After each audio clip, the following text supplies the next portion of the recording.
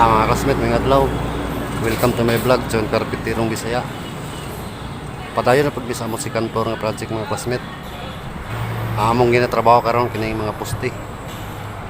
Andres sa first floor mga classmate, nanay garin. Amo niya sa nabiyaan. Mga 2 months na. Amo na pong gibalikan.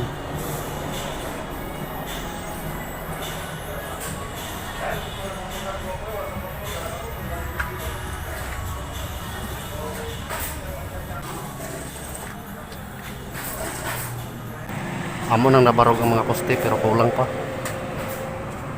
Amo rang gibalin-balin among kurma.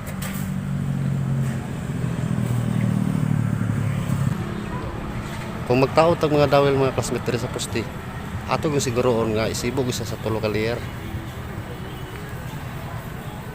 Ato gyud siyang sukdon. Pareha ni mga classmate. Gikan sa flooring, sukot taw 63 cm. Kaya ang setting sa hollow block sa mga classmate 21 cm.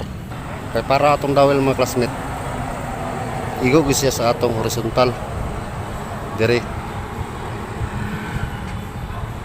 Kaya kung dire na mo igong atong horizontal mga classmate, kung ato na siyang fill on, weak na atong horizontal, kinahanglan igog siya dire sa atong dawel para ligon gid siya. Diri po sa kabiliyada sa poste mga classmate, ato yung sundon ang nasa plano mga classmate, ang pag-arrange sa mga ring. Makatag 5 cm, 5 po ka 10 cm. Morest po sa tunga mga classmate og 15 cm.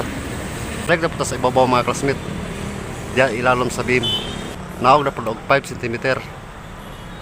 Dayon 10 cm. Simple tips sa mga classmate. Diri ko to, salamat. Thank you.